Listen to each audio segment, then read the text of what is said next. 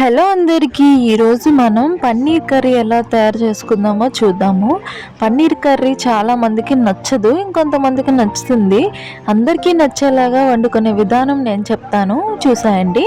ముందుగా నూనెలోని ఉల్లిపాయలు బాగా వేగించేసుకోవాలి. బ్రౌన్ కలర్ వచ్చేంత వరకు వేయించుకోవచ్చు. ఈ పన్నీర్ కర్రీని చపాతీతో తినచ్చు, రైస్తో కూడా తినచ్చు. చాలా టేస్టీగా ఉంటుంది, చిన్నపిల్లలు కూడా ఇష్టపడి తింటారు. పన్నీర్ కూడా ఇంట్లోనే ప్రిపేర్ చేసుకోవచ్చు చక్కగా. ఆ పన్నీర్ ప్రిపేర్ చేసుకునే విధానం మీ అందరికీ ఆల్రెడీ తెలిసే ఉంటుంది. తెలియకపోతే వీడియో లాస్ట్లో నేను చెప్తాను. ఉల్లిపాయలు ఇలా బ్రౌన్ కలర్లో వచ్చేసిన తర్వాత మనం ఒక మిక్సీ జార్లో ఇవి వేసుకోవాలి. దీంతో పాటు పెరుగు కూడా యాడ్ చేసుకోవాలి, అప్పుడే మంచి టేస్ట్ వస్తుంది. ఇవి పైన జల్లడానికి కాదు, మిక్సీ చేయడానికి. ఇలా మిక్సీలో ఉల్లిపాయలు పెరుగు వేసుకున్న తర్వాత ఒక 2-3 రెబ్బలు వెల్లుల్లి కూడా వేసుకోవచ్చు. మీకు బాగా ఇష్టమైతే వెల్లుల్లి ఎక్స్ట్రా కూడా వేసుకోండి, నో ప్రాబ్లం. టేస్ట్ బాగుంటుంది. మిక్సీలో వేసిన ఇంగ్రీడియంట్స్ ని మెత్తగా రుబ్బుకున్న తర్వాత మనం పన్నీర్ కట్ చేసుకోవాలి. పన్నీర్ లేని వాళ్ళు ఇంట్లోనే ప్రిపేర్ చేసుకోవచ్చు అని ఇందాక చెప్పాను కదా, అది ఎలా చేసుకోవాలో చెప్తాను.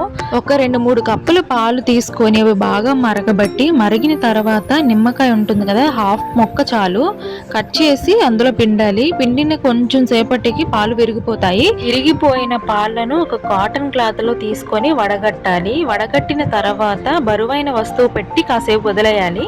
వదిలేసిన తర్వాత అగట్టిన పాలు గట్టిగా మారుతాయి. అప్పుడే మనకు పన్నీర్ రెడీ అవుతుంది. మనం ముక్కలు ముక్కలుగా కట్ చేసేసుకొని ఇలా ఒక గిన్నెలో వేసేసుకోవడమే.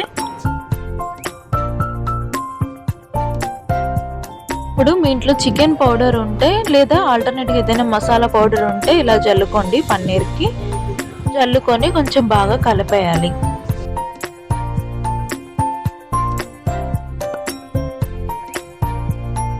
ఇలా కలుపుకున్న పన్నీరుని ఆయిల్లో వేయించుకోవాలి.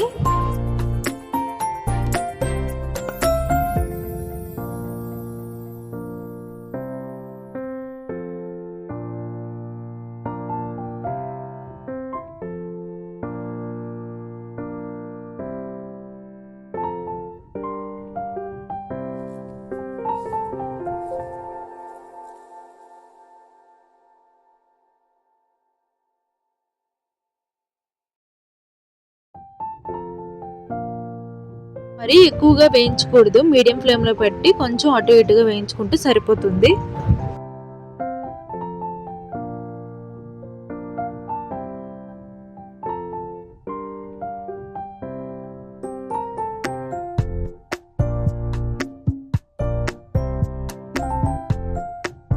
పన్నీరు వేయించుకున్న తర్వాత అదే ఆయిల్లో కొంచెం 2 టేబుల్ స్పూన్ల నెయ్యి లేదా 1 టేబుల్ స్పూన్ అయినా పర్వాలేదు. దాని తర్వాత జీలకర్ర వేసుకోవాలి.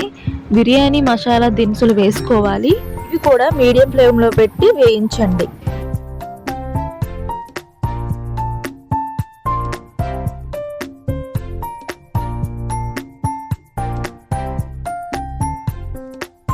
వేయించిన తర్వాత 2 టమాటోస్ తీసుకొని మిక్సీ పట్టండి. జ్యూసీగా ఉంటే బాగుంటుంది కాబట్టి 2 టమాటోస్ అయితే సరిపోతుంది.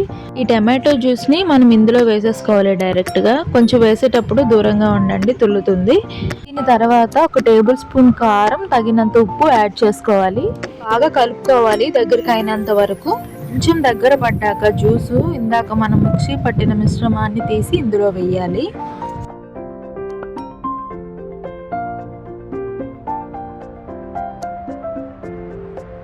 అంతా బాగా కలుపుకొని వాటర్ యాడ్ చేసి వదిలేయాలి కాసేపు.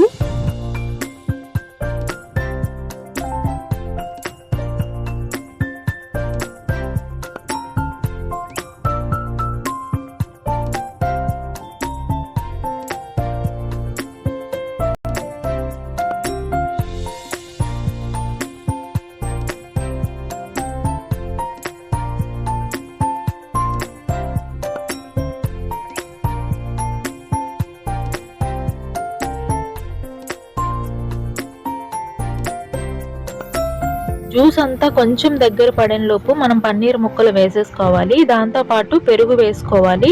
2-3 టేబుల్ స్పూన్లు అయితే సరిపోతుంది, మంచి టేస్ట్ వస్తుంది.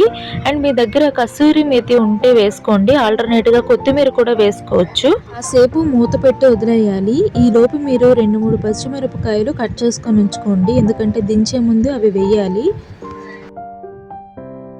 ఇంకేముందండి, మన పన్నీర్ కర్రీ ఆల్మోస్ట్ అయిపోతుంది. ఇంకా పచ్చిమిరపకాయలు వేసుకొని కొత్తిమీర లేదా మీ దగ్గర కరివేపాకు ఉంటే కరివేపాకు జల్లేసుకొని ఫినిష్ చేసేయడమే.